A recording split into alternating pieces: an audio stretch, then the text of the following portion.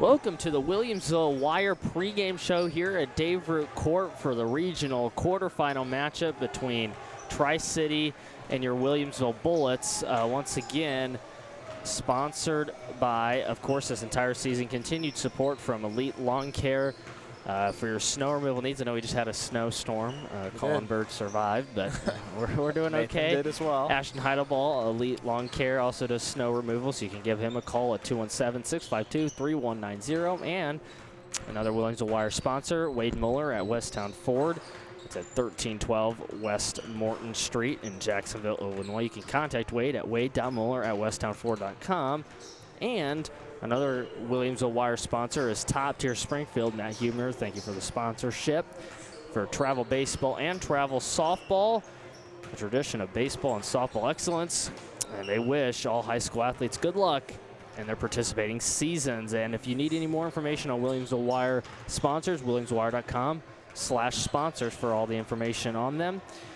Colin, coming into this, Williamsville coming off a heartbreaking loss on senior night against the Auburn Trojans in a bitter rivalry. That game kind of at the end wasn't so close, but it felt like a close game the whole way through. Williamsville had some guys get in foul trouble. Let's talk about it. Yeah, you know, it's always tough to lose a game when the opposing team has 22 turnovers, but they were able to mask some of those early game turnovers as well as the late game turnovers with their amazing offensive rebounding. Auburn rebounded so well and so efficiently that the Bullets had no answer because they had no height in that game, is what it seemed to look like. And if you're able to have 22 turnovers and still win, look for Auburn in the 2A bracket. Where's their regional? Do you know? They're at North Mac. Oh, you're right. I actually have the brackets pulled up. I was about to pull them up. Auburn will play the winner of North Mac and Hillsboro. So they obviously got a bye. They're the #1 seed in that subsectional, which includes us. So it'll be interesting to see. And looking at our side of the bracket, you know, you've got Quincy Notre. If you know, let's say Williamsville's able to get past Tri-City, who by the way is 2-25 on the year according to Max Preps, 2-26. Okay. Earlier today it hadn't updated. It was 2-25, so I apologize. Our graphics will say 2-25, which Tri-City fans probably won't care. Yeah, make them look better. Yeah, and you know they've struggled, but I saw them here, and you know if they're hitting shots and they're playing tough defense, you know Williamsville. This isn't necessarily a free victory. You never want to take that for granted. Any basketball game, because it's playoffs. You're playing for your life, so teams come out of nowhere and win games that maybe they wouldn't normally have. But anyway, back to our bracket. Riverton is kind of the top seed in the Athens regional. They're at the 2 in the subsectional. They're going to play Athens or Petersburg.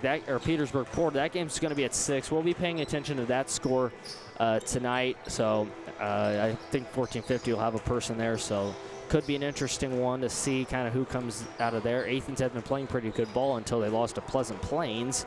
So it'll be interesting. Like I said, Williamsville, Buffalo, Tri-City playing right now.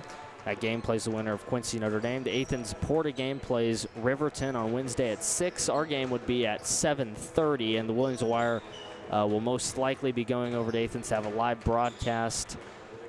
Q&D, obviously tough opponent. You know, there's nothing free in regionals, so it'll be really interesting to see what comes of that. And Auburn will once again play the winner of Verdon, North Mac and Hillsboro, and then Greenville, who's a really good kind of slept-on team, in my opinion, in that conference down there. They're going to play either Litchfield or Carlinville. Yeah, it's a good bracket for some high school basketball, but you really look at Williamsville's spot because we are the Williamsville Wire. We got to talk about them. I mean, a lot of these games are winnable. You beat Tri-City. You got to take care of business first here tonight.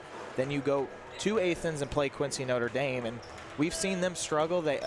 I believe you told me they lost to Beardstown, and you know, seeing them in the holiday tournament. It's either they lost or they played a really tough game against them. Well, regardless, I mean, they played tough. They're beatable, though. Yeah. That's what the point is that anyone in this entire subsectional is beatable. So 100%. And then you look, and Riverton, you're familiar. Yeah, Riverton, and then they play either. By the way, lost to Athens. Illini Central. Yeah, and Julian Rice was out for that game with, I believe, a hand injury or some sort of injury. I thought it was a thumb injury. Yeah, something like that. So obviously Riverton needs him. So luckily they get a bye, so they have until Wednesday to sort that out. So, but they're gonna play a tough either Porta or Athens team. So again, and then they'll have to play either, if we take care of business tonight, Williamsville or QND, and I think those games in the bottom side of that bracket can be very close games, and we might not know who will come out. Obviously, the favorite Riverton, they're the highest seed, and they've played like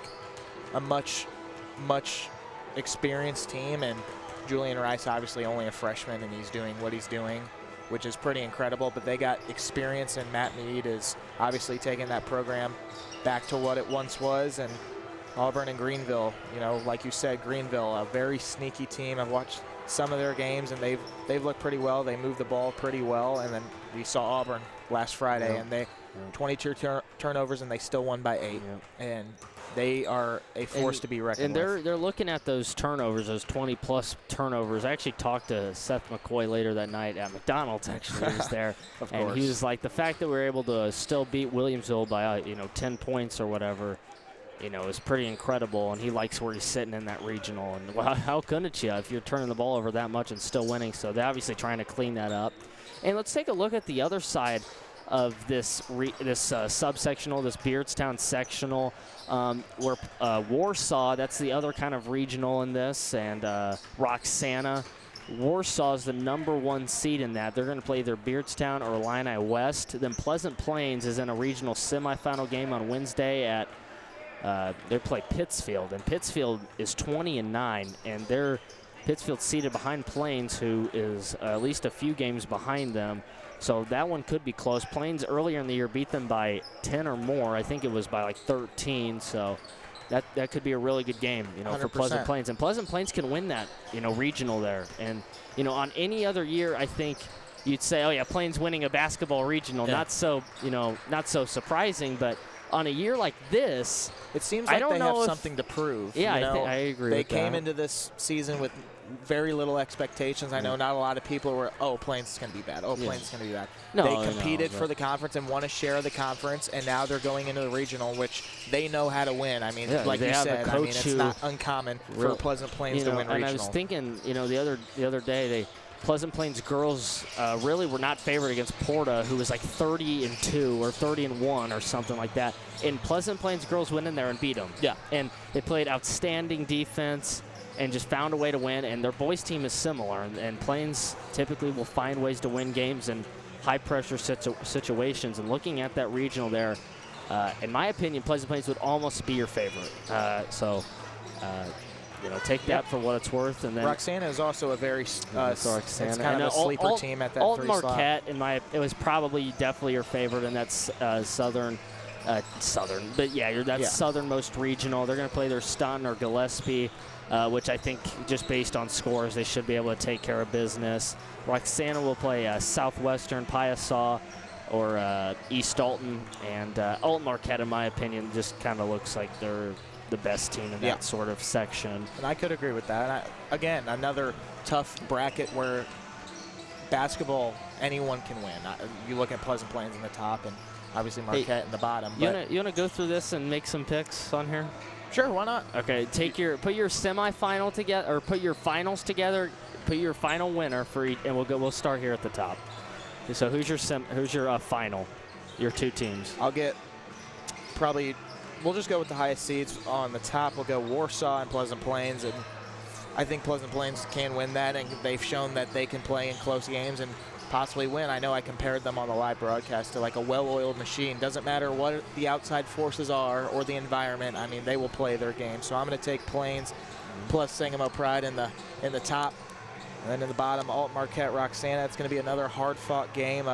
Like you said, I think Roxana is a sleeper team, but my gut's telling me to pick Marquette. I think they're much more balanced. Yeah. And the regional finals, I'm going to take Marquette. I think Pleasant Plains goes down after, silencing some doubters this season, winning a share of the conference, and being a young team. A lot of players do come back. So look for Plains in the upcoming years, but this year I think it's Marquette's regional championship. Yeah, okay, that's fair. Okay, starting at the top, I'll go Warsaw. and I'm going to go Plains, and I'm going to have Plains winning that regional. And I just think, and Warsaw, they definitely could win that, no doubt about it. But and I'm not going to sit here and say like I'm an expert on these teams. We're I have just no guessing. clue. I mean, I've seen, we've seen teams, but I've we're seen just the guessing. teams. I've seen scores. I've seen some highlights on them, but just kind of my feel tells me Plains. My feel on the bottom tells me Alton Marquette, and let's go ahead and go to the next one, and I'll just keep going here because I'm going Auburn. Greenville's a good team, though. I think Auburn wins the North Mac Regional close, but I wouldn't be surprised if Greenville pulled that. I think it'll be Greenville, Auburn. I think Auburn. And then in the bottom, oh, Lord, I don't even know where to start. I'll fill this one completely out. Give me Athens tonight over Porta. Give me Williamsville, QND, Riverton, Athens, and give me the Warriors going to the regional final. Oh, wow. Give me Williamsville to the regional final, wow. and give me Williamsville winning a regional. Oh, wow. So there you go. The thing about Williamsville is that we can play very inconsistently. We could have three Williamsville teams heading to 3 regional teams. I mean, think about that. It's pretty crazy. And, like I said, inconsistent play will plague us, and that'll probably be one of the main story points of this season is the fact that we can play close games against really good teams when we're on fire and when everyone's moving the ball and we're all getting open shots. But sometimes the offense gets too stagnant, and that's when we go on scoring droughts. And when the defense can't keep up, that's when other teams take advantage. So you look at Williamsville, and if they play like they have played, and like you said, the holiday tournament, and early in that county game, they played New Berlin pretty close.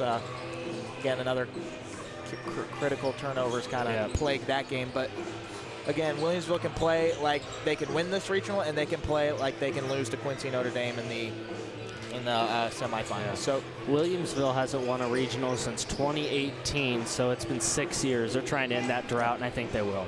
Yeah, I'm going to finish it out, and I'm going to go Auburn over Greenville at the top. And then I'm going to also, go to the bottom of this sectional, and I'm going to take Athens over Porta, and I'm going to take Riverton. I'm going to take Riverton over Riverton the will probably, Warriors.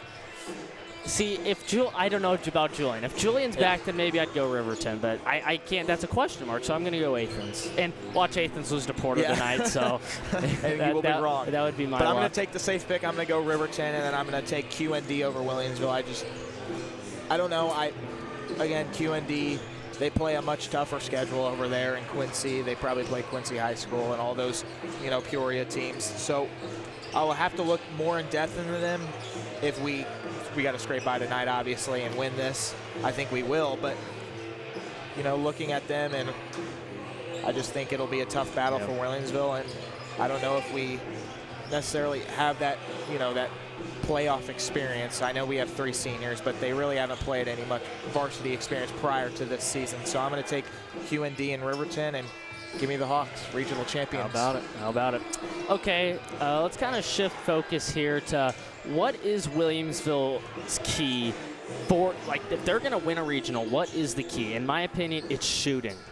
I mean, it has to be. Braden Sailing needs to take double the shots he's been taking right now, and you can live with some missed 3-pointers because for him, they're like layups. And once you get that outside game going, not just with Sailing, but Mendenhall needs to get going as well. Thomas, we can see him. We haven't really seen much out of Mendenhall. Doesn't, honestly, I don't think Mendenhall's gotten consistent playing time since Pleasant Plains.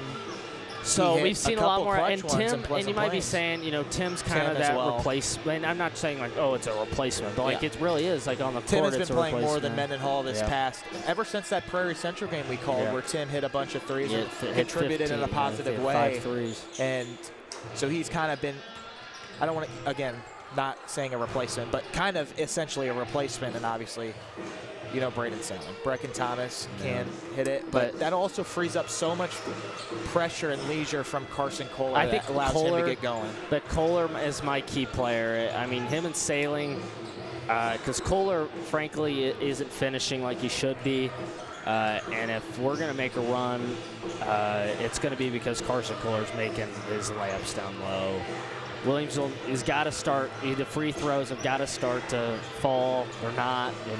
This entire season has been just way under what Williamsville standards are. So And the key word is consistency across all the boards. And I know a lot of coaches across all levels teach that consistency, but for the Bullets, it means just so much more, especially losing your star player and the guy who you kind of went to, make those tough shots to open up the offense more. This time, they're going to have to hit the shots they can and play that strong defense that Nick Beard has been coaching ever since he's gotten to Williamsville. Yeah. And tonight, tonight's like, win or go home, but it doesn't really feel like that. I think tonight you got to treat as like a cleanup game, perhaps. Like, tonight's where you get your shot down. Tonight's where you work on different defenses. I don't know if they've started to scout Q&D. You never really want to look past. It's just kind of like a standard. You don't look past teams, right? But I think maybe, Beard's definitely looked at Q&D, and tonight could be a night where you work on some defenses that maybe you're thinking about trying out and practice, and really you get 1 day to practice. Yeah. So you got to use that day. So as soon as they win tonight, if they do win, I keep saying that, but let's say they win, as soon as this game's over, Beard's watching film. Oh, yeah, so 100%. Him and Beard they probably just go to each other's houses or something. I'm not sure. It's kind of a double-edged sword, like you said. You may want to try some defenses that you're going to run against QND or possibly thwart their offense. But then again, QND will also be looking at Williamsville. Yeah. So it's kind of that double-edged sword that if you want to show it early or come in unexpected with only 1 limited day of practice, or get you don't care what we run, we're going to run it anyway, and kind of practice it against this Tri-City Segment Valley squad. But again, you have to win tonight, and I know we're talking in hypotheticals, but tonight it could be scrappy, but the Bullets, I think, will answer in a positive way after the loss against Auburn. I agree, and you got to have guys making shots. And Tri-City, from what we saw last time, did play actually pretty tight defense. So if Williamsville is able to run some offense, maybe they're kind of a good scout defense for you in all hypothetical sense. We got 9 minutes remaining until opening tip-off. Coach Dilly brings his Tri-City team over, looking for a massive upset tonight. Tri-City only has 2 wins on the season, so they come into this one as huge underdogs, but you can't ever look at that. Yeah, I mean, looking at Max Preps, I believe their 2 wins are against Argena Oriana. Whoa. Oh, let me. I was about to say Argena Oriana. Hartsburg Emden. I'm sorry. Hartsburg Emden. I got them mixed up. Okay. And Mount Olive. So those are their 2 wins. Argena Oriana is actually a pretty good team. Yeah, I was about to say, dang, that's a huge win. I don't know. I just get them mixed up. But yeah, Hartsburg Emden and Mount Olive both wins, and the rest have been losses. When Williamsville played them over, I believe they played them here, and they won 59-26. So again, not really in question in the regular season, but again, it's postseason, so we'll see by both teams. But I'm excited to watch how the Bullets will bounce back against that, tough loss from Auburn. Could have maybe, Plains won it regardless, so they wouldn't have won a share, but at least playing for what seemed like to be a share, and especially running the gauntlet at New Berlin and coming to beat the best team in the conference in Auburn. You look at the regional, 2A this year, they put Peoria Manual down in 2A, so I believe they're at Olympia. Yeah. Olympia is hosting a regional this year, and Manual went there. So you got all those city kids going to Olympia. Yeah. So that's going to be funny. Where's the school? Yeah, I don't know. It's just north of Lincoln. Yeah. But you've got that. And then out east, you've got 2 regionals. Monticello hosts one. St. Joe Ogden hosts one. And SJO's favored, obviously, at their own regional. But at Monticello, Tolono Unity is going there.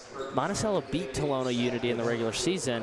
And Monticello might be a team to watch. They didn't play very good basketball early in the season, but that's a sleeper team out there. 100%, and that's what we call in-season improvement. And obviously, Williamsville beat Monticello by quite a few points, but that was early in the season and with Blake. So you don't put an asterisk, but you look at that and you look at the teams that they've played, Tolono, SJO, and they've all played them close, even beat Tolono. So then the Sages are looking to, possibly make a deep run, especially with the improvements that they've had offensively. I feel like they're much better, shooting the ball and moving the ball. But Monticello, I mean, they could potentially steal one there. Their home regionals against Tolono again. It would be it would be devastating if Tolono did not win a regional this year, because they really are good, and they're going to be really good for years to come, because that sophomore class is really good, and they really only play seniors and sophomores. So Tolono's not going anywhere, but they want that Monticello regional more than I think anything. They won the Williamsville Holiday Tournament, so. But I think that'll do it for the pregame show. I know it's been kind of a longer pregame show, but we had some time here with no JV game. You know, got here early. You know, Monday off. 6 o'clock start. Yep, 6 o'clock start. It's going to be good. We'll take a break here. We'll be back and setting up the stream here about 10 minutes before here in a few minutes, maybe 2 minutes before tip-off here at Dave Court. Stay with us here on the Williamsville Wire.